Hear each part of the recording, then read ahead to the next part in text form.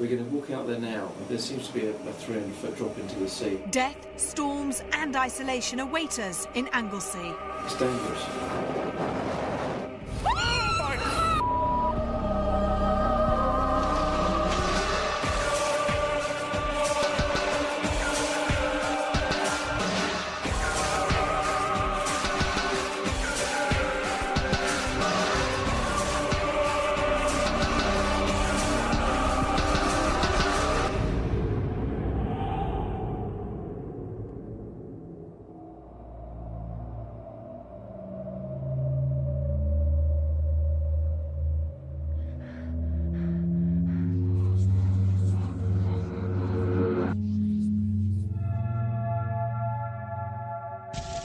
Hello, I'm Yvette Fielding, and this week I've brought my team to Wales and to the infamous South Stack Lighthouse.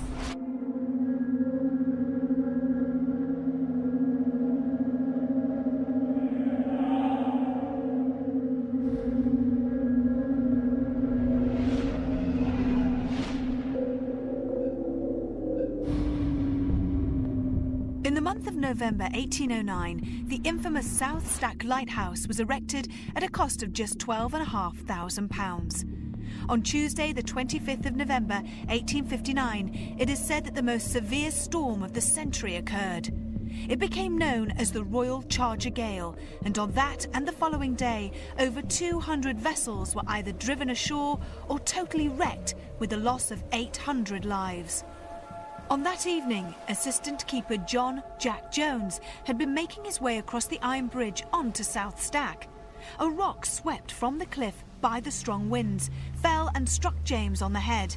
He died 3 weeks later of a compound fracture of the skull. His father, John Jones, died at South Stack in 1828, aged 53.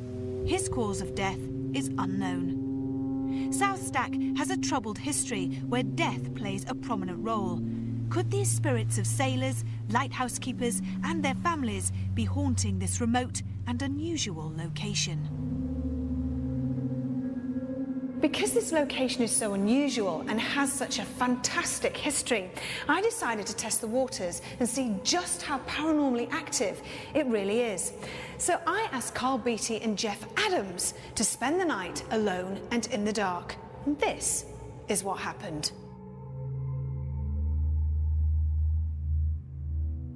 Jeff and I have decided to go off on our own the night before. There's the lighthouse stairs. Did you not just hear the footsteps? No.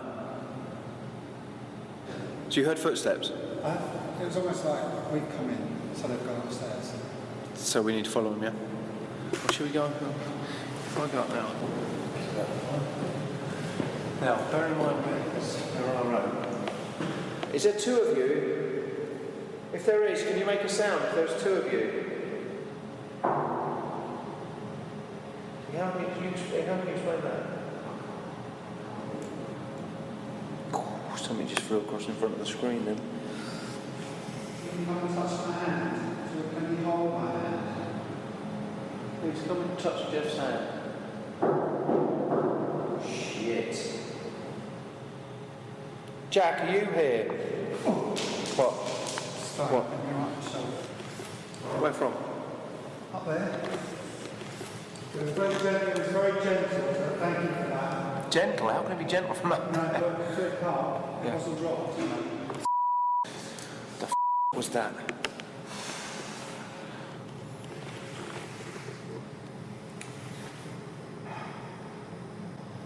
I think I really need to sort of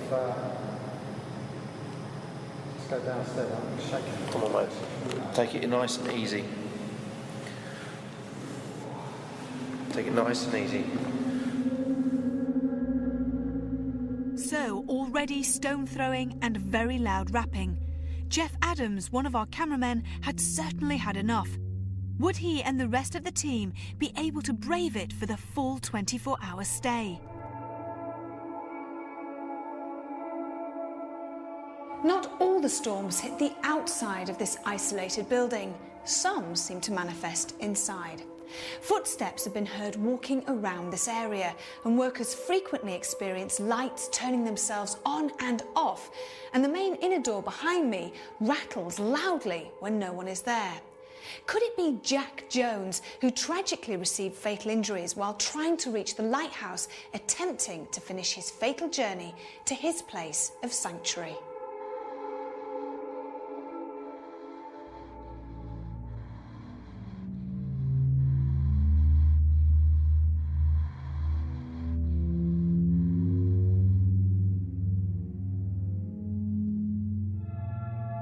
He wasn't killed outright, but he did still crawl up the path to get to the main building where we're in now.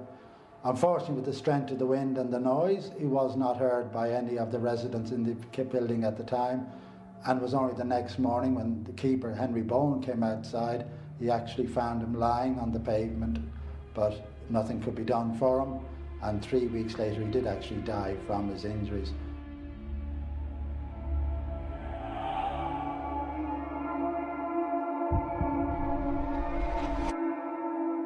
There was a death here in 1828, which is shrouded in mystery.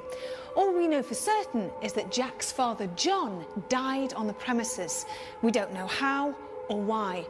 But since then, it's said that, like his son, he haunts the lighthouse, shutting doors and turning lights off. Could it be that as he was very fastidious in life and hated waste of any sort, he's continuing his rounds? Or is he trying to contact us and tell us how he died?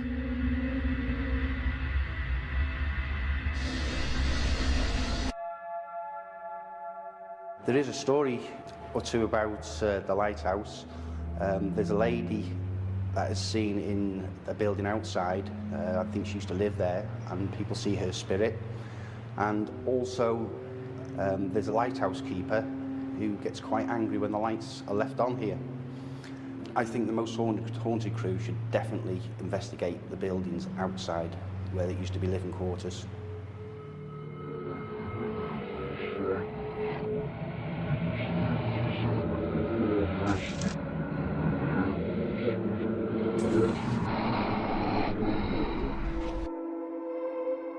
There have been many deaths in and around the lighthouse, from families who have lived and worked here to shipwreck victims and climbers. So it's no wonder that many of the souls are said to roam all over this place. One of our difficulties tonight will be separating the activity from the ghosts and who is doing what, and more importantly, why. So here we all were, the most haunted crew in a very remote location. What would Dr. Kieran O'Keefe think? My main focus is on the weather conditions. Certainly they could get worse this evening, and I think that's going to prey on people's minds. They're going to get very anxious, they're going to get very fearful. There's a great deal of phenomena that occurs inside the lighthouse, but also the cottages as well. We don't know what we will find in there. There hasn't been an investigative team here. With David turning up, he may be able to separate exactly what's going on. Are we seeing the ghosts associated with the deaths of the lighthouse, or even ghosts from the local shipwrecks? This extraordinary location was a place that I and the rest of the team couldn't wait to get our teeth into. To help us uncover some of the supernatural mysteries at South Stack, David Wells, our medium, would try to communicate with the supposed ghostly inhabitants of the lighthouse. What would he uncover, and who would he communicate with? In my head, it's like one of those horrible nightmares where you can't reach whatever it is, you can never get it. It's like blood running down his face, I can taste it in my mouth. In his head, all he would have wanted, I guess, is to get here. Holy moly. What is that? Jack? It was like outside them. Holy!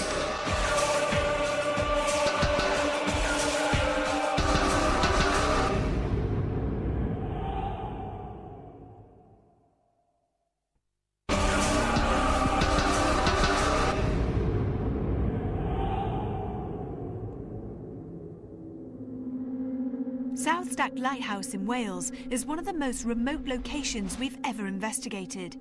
Stranded for 24 hours in a place that has seen its fair share of death and ghosts, would our medium David Wells find any souls that lived and worked here many years ago? And if so, would he be able to communicate with them?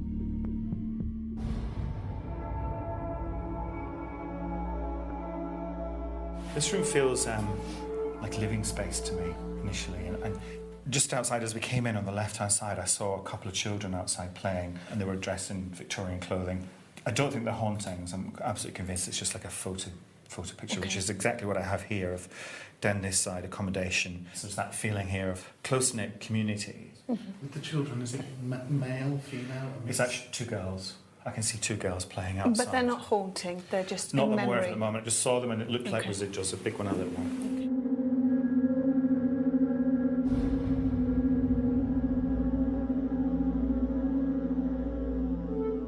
There's a couple of things going on in my head, and I find it very difficult to separate them out.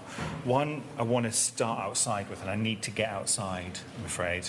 There is a commotion in this space. There's a grief here somewhere. I can hear wailing that's directly associated to this place, but it doesn't begin here. Female? Male. Male. There's females crying and a male grief, male anguish, a male cry, but it doesn't start here, and I think that's the problem. Okay. I think I need to be out there.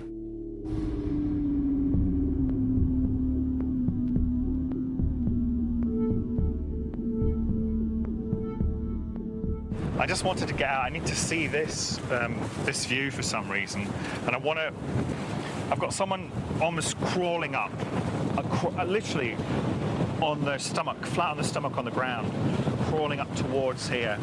Right. And they've got a head. The head's caved.